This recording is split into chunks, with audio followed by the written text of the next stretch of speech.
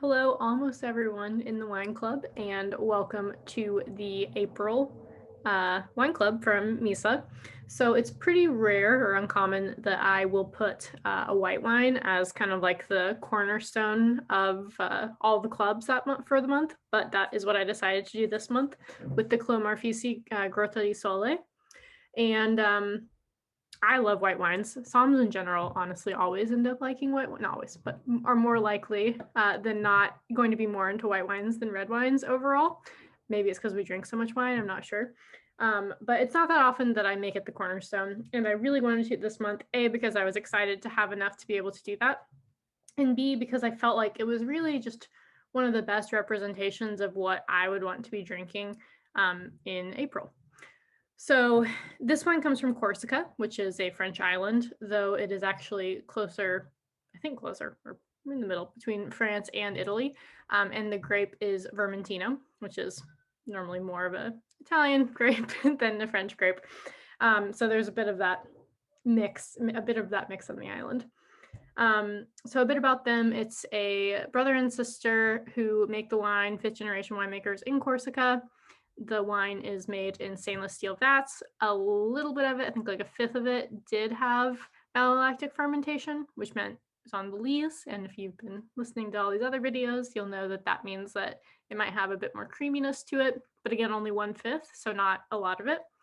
And anything else you should know right off the bat. I think that's probably good enough to get started. So smelling it, it definitely smells, well, this is not going to help you, but it definitely smells what I would expect a Vermentino to smell like. It has that citrus, and honestly, it smells like it's going to be creamier to me. I think maybe that's just because, like, when I'm picturing the citrus, I'm almost getting like lemon meringue more than just like lemon itself. It also has like a nice green apple tartness to it, so we'll see if that's still there on the palate. And you can't really smell minerality. Minerality is a whole argument into and of itself that I'm sure we can write about at some point. But normally there's a certain smell that a wine has when you drink it, when you expect that when you drink it, it's going to taste like chalk or have these mineral qualities. So let's just go ahead and try it.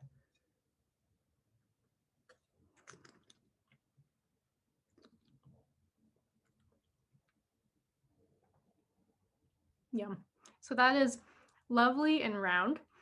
Round just means that like it's coating your mouth and it really like feels not full bodied, if that makes sense, but it just feels, I don't know, it's kind of hard to explain, but if you're drinking this with me, I think you'll get it. It just feels like it doesn't just immediately go to the back of your throat and go down. Like it feels around, like it coated everything and it still feels nice in there.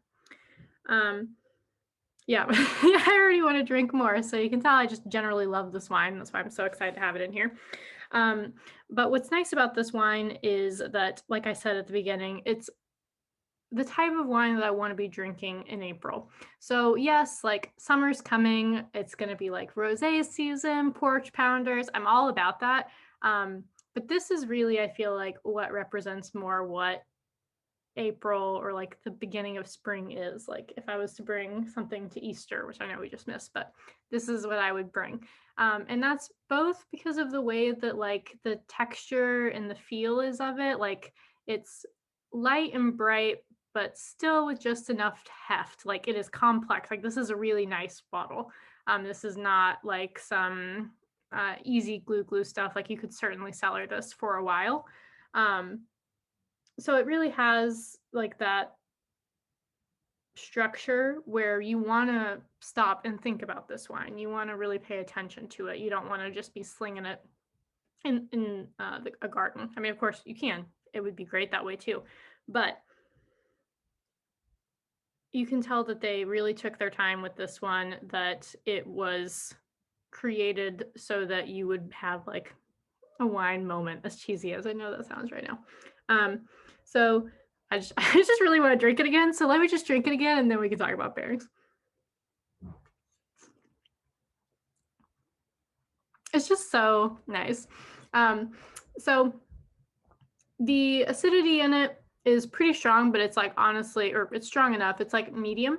And I would definitely want to put it with stuff that has lemon in it because it honestly has this lemon backbone. So you could, of course, put that with either like even a salad would work with this. It's a little bit heavier than I would say that I would normally put it with a salad, but like a vinaigrette with lemon in it would be nice. Oh, you know what? Oh man, this is the pairing.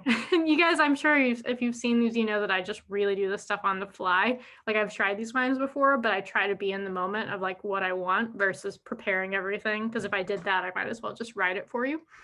So what I'm really feeling with this is lemon vinaigrette with arugula salad with salmon on top. That would be like my perfect thing. Like I wish I was having that for dinner tonight with this because it is exactly what I would want. It's a fattier fish, which is perfect for the structure of this wine and for the like round mouth feel. But it also has like a nice acidity to it that's also going to be really well matched with this wine. And it's honestly almost just like this wine. It's like I'm a salad. I'm a salad.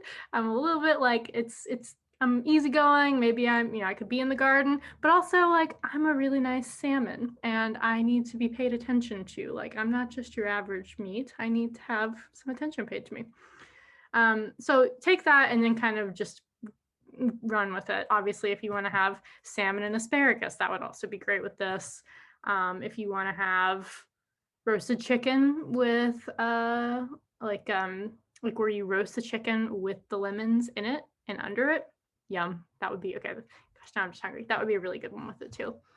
Let me think of a couple more. Also, cheese board would be great. I would say soft cheeses with this would be so good. Don't go like fried food with this. Don't have it with pizza. Don't have it with French fries. Like this is pretend that you're going to like have dinner with your grandma, like you're going to Easter, and picture like what that would be. But don't do ham either, because I think that would also again be a little bit too much for this. So fanciness of Easter with some sort of fish. Ooh, this deviled eggs, yum, at Easter with this, also very good. So I hope that gives you some ideas, but basically play with the idea that has this really nice acidic backbone, is very complex, but is not just your regular glue. It does have a bit of weight to it, and it should go with something really nice. So I hope you really enjoy this one. And if you have not checked out Corsica before, make sure you check out the photos that go with it and just do a little research into it because it is beautiful. And I hope we get to go there once COVID's over. So cheers.